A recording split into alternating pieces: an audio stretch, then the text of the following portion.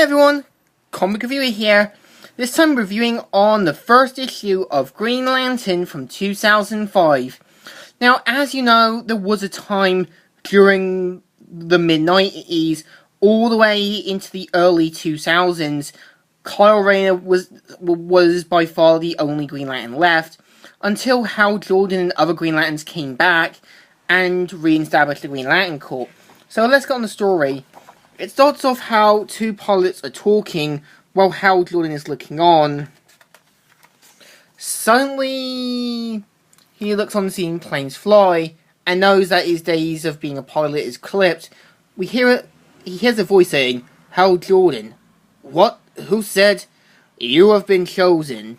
So he ends up flying in the middle of the desert, ends up to where a crashed alien site is, where a dying alien known as Abin Sur passes on his ring and says, "Buddy, if I'm not dreaming, absolutely." So yeah, he decides to take on the responsibility of being an intergalactic cop without having any doubts. So Abin Sur dies, and pretty much the crashed ship is now gone, and we see Hal Jordan and his friends flying and then playing cards as well. Yep, card games with jets. So we're introduced to Ferris Edward Air Force Base. We see Hal Jordan talking with his old friends and co-workers. One of them saying, "I've got a wife, 2 girls, and a mother-in-law who roars louder than a jackhammer. It's the greatest thing in the world, Al. I'll take your word for it, Shane." So they point out that, they need to go back to flight school, to get everything sorted out. And says, "I couldn't quit." So we see Hal Jordan, carefully getting his Green Lantern ring on and talking with John Stewart for a little test run. So meanwhile, an Air Force officers are at a cafe where this guy is hitting on this young woman until we see her boyfriend saying, "That's my girl you're trying to recruit." "Oh, Chris, leave him alone. He's in the Air Force." "It's okay. You think you can take a regular old civilian private?" So he walks off, without getting into a fight or anything. And they have drinks while something is inside there. We see how Jordan and John Stewart talking about having to, restart the Green Lantern Corps, how Guy Gardner gave John Stewart a wake-up call, and so on. So we see them battling against this giant spaceship thing. And as soon as they get in, they see that there's nothing in it, saying, "And the fuel cells are empty.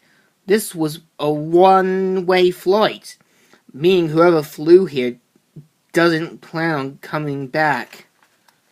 So we see the boyfriend arguing with his girlfriend until he sees a kind of weird android or so. Just as he's about to get a baseball bat or metal pole, he ends up getting fried, and so does she. So, as you know, in the regular DC universe, in the 90s comics, Coast City was blasted and all that, but now is being rebuilt. And we see Hal Jordan reliving his new life, and we see his brother Jim saying that, it feels weird that the city's being built. And Hal pretty much points out saying, "Dad would have moved back. Mum wouldn't have. You can never be too careful. You have to play it safe." That was Mum talking. And yeah, they get into a bit of an argument, but they're still on good terms. So Hal gets under action when a ship's about to crash, flies after it as Green Lantern, and rescues the crashed ship just in time, where we see the pilot, a new pilot saying, "Thanks for the save, superhero." And he points out that, that she was mainly piloting the new ship, and says, "Funny y'all don't look so fun, sorry." And she points out that her name is Captain Julian, but they call her Cowgirl.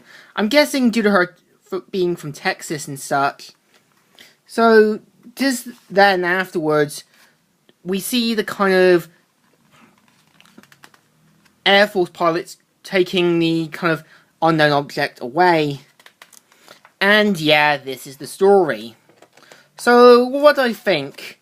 The issue has a good build-up, and it shows that Hal Jordan is back in the game, and he's no longer hiding. They could have brought back Hal Jordan a long time ago as Green Lantern. Again, I don't mind Kyle Rayner as Green Lantern. There were some good stories they had with him. And this story actually has some good stuff. It's like Hal Jordan coming back from the dead, and, you know, him reliving his life again. So in general, a good thumbs up. Still good, and still alright. So, Comic Reviewer here, signing out.